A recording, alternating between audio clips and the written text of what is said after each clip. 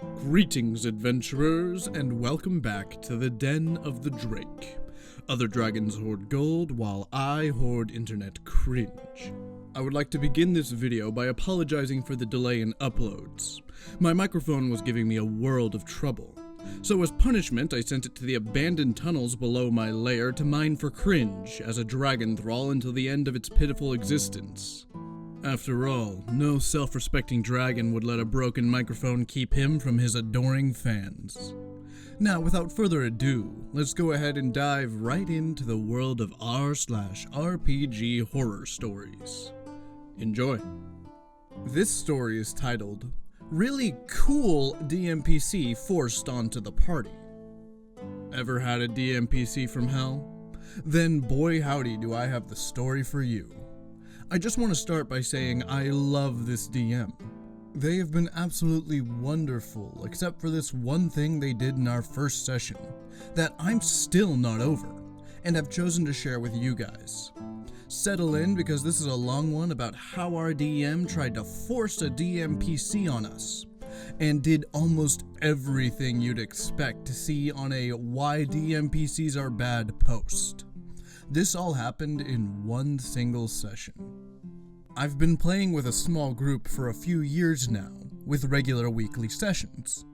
Recently, one of the players offered to DM a second game, so the original DM could experience being a player. This would be the second DM's first time running a game. In the first game, we had some NPCs that tagged along with the party. Specifically, the party adopted them and made the choice to keep these NPCs with us.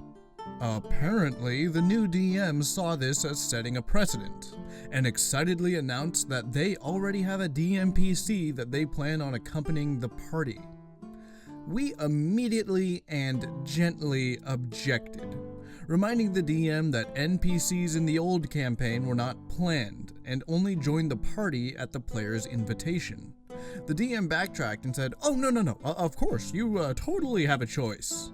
Yeah, if your DM needs to remind you in a Dungeons & Dragons game that you have a choice, odds are you don't have a choice. So, a few weeks later, we begin our first session of the new campaign, and the PCs wake up in the same room as an NPC, who is there for the same reason as the PCs, and happens to have the same goals as the PCs. This NPC also must have had some kind of clairvoyance, because he somehow has access to knowledge of events that happened between the PCs while he was unconscious. Almost like he's being controlled by a DM who knows everything. I should also mention that this DMPC has a very flashy design, an unusual skin color, this will come back later, and a super unique pet that none of us can have. And the voice. Oh Lord, the voice. The DM's voice for this DMPC was basically an annoying high-pitched Orco voice. It is deeply grating. Okay, so I looked it up and I didn't know who Orco was, and apparently it's this little guy from He-Man. I listened to some clips of his voice and, well, I haven't wanted to dropkick a little green thing so bad since Baby Yoda. Now, our party has 3 PCs.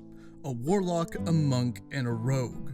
We talked a lot amongst ourselves about the party makeup, the personalities of our characters, and how we wanted to balance the party. The DM made this DMPC without consulting us. He's actually a PC of theirs from a previous game they had played with another group, before that group disbanded. And also made him a warlock, with a very similar personality to the PC warlock. This makes RP really awkward, and we're kinda miffed about being saddled with this DMPC who messes with the party dynamic we came up with. Anyway, the PCs managed to break away from this DMPC a few times, but he keeps butting back into things. The DM announces that the DMPC has decided to tag along with you guys. Oh great. I thought we had a choice about this. We are super into RP, so we want our PCs to start to get to know each other and build some chemistry and come to a natural decision to adventure together. Very hard to do with an annoying, flashy DMPC interrupting you constantly.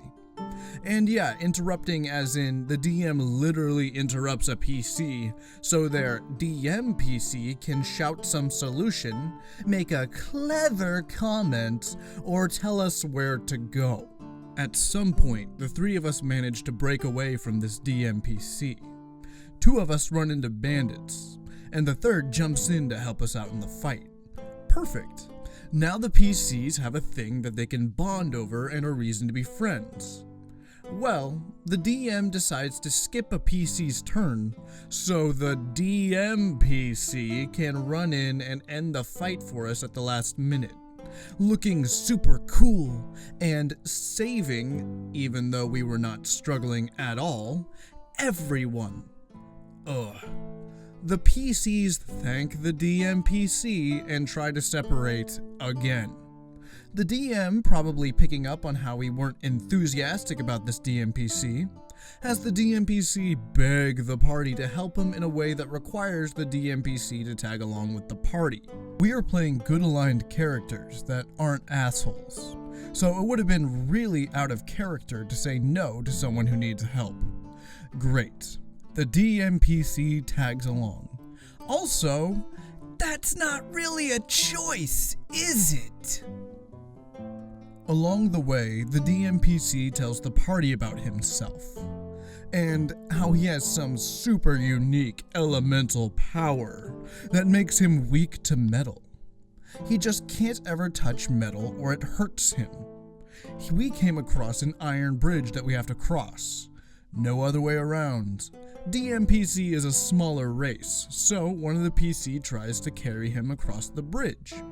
DM has us all roll strength checks for this, and all three of us fail. Oh my god! None of us can carry this DMPC across a thing he can't touch!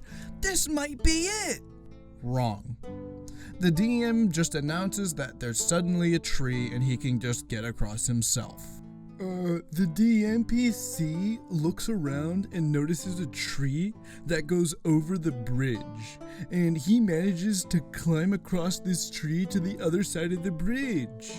Bruh. What? At this point, we realize there is no escape from the DMPC. We make it to a dungeon, and this is where the DMPC gets even more annoying. If that's even possible. The DMPC is starting to limelight a lot and reveal things about the dungeon he shouldn't be able to know since he's never been there before. For example, a thing attacks us and we all have to roll wisdom saves.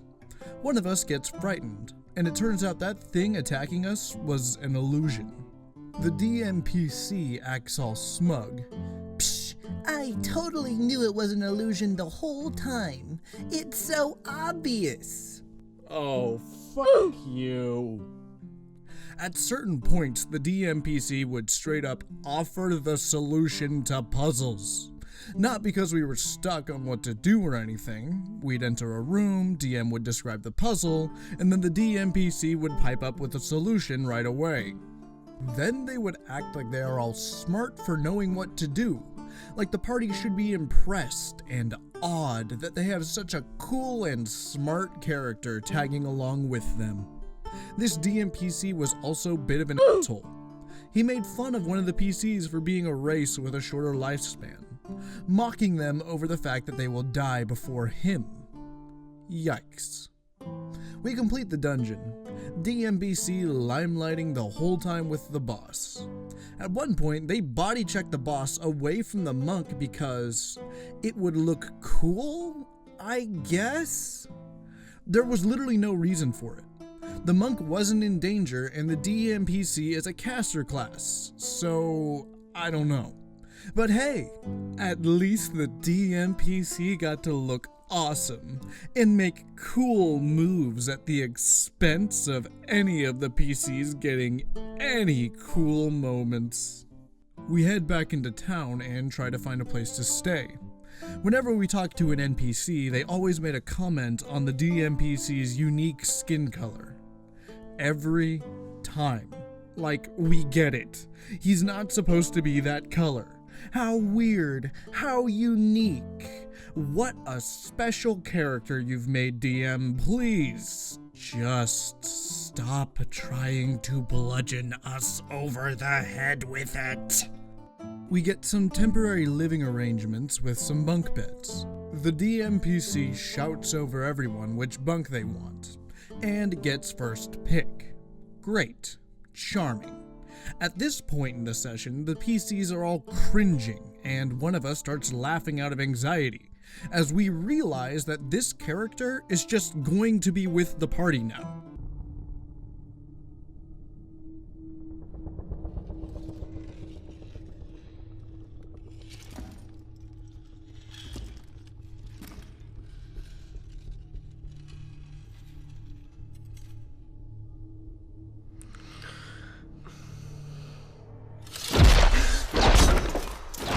The session ends there, and one of the PCs confesses that they actually want to re-roll their character because they didn't know there would be this DMPC, and they don't feel that their PC fits in with the party anymore.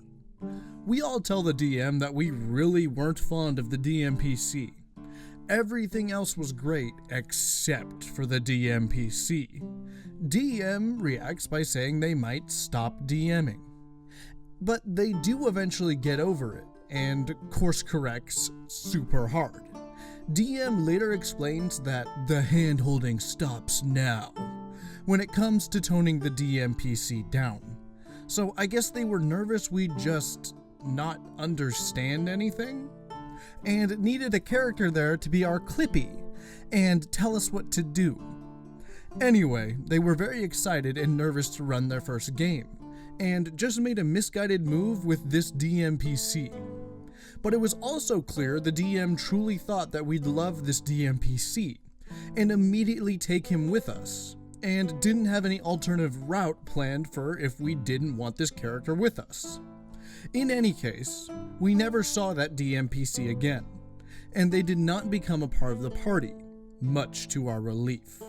TLDR, DM pushes a DMPC onto our party and ends up limelighting with the DMPC and horribly misusing him in deeply annoying ways.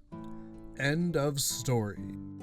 So, just in case you couldn't tell from my tone throughout this whole story, I hate DMPCs with a fiery passion.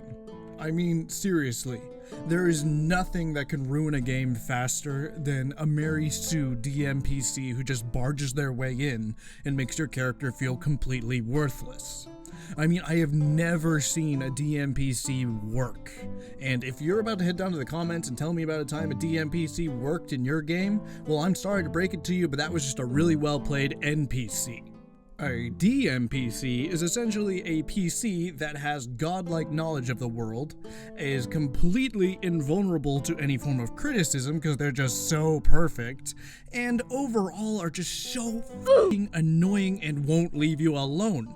Because they're the DM's child. They love them. They think that they're God's gift to role-playing. And even if the DM doesn't mean to, in every situation where a DMPC is present, they will become the main character. No exceptions. And no one wants to be a side character in their own story. Anyway, I hope you all enjoyed this rather heated episode of Den of the Drake. I know I did. Be sure to leave a like and subscribe to the channel if you liked what you saw.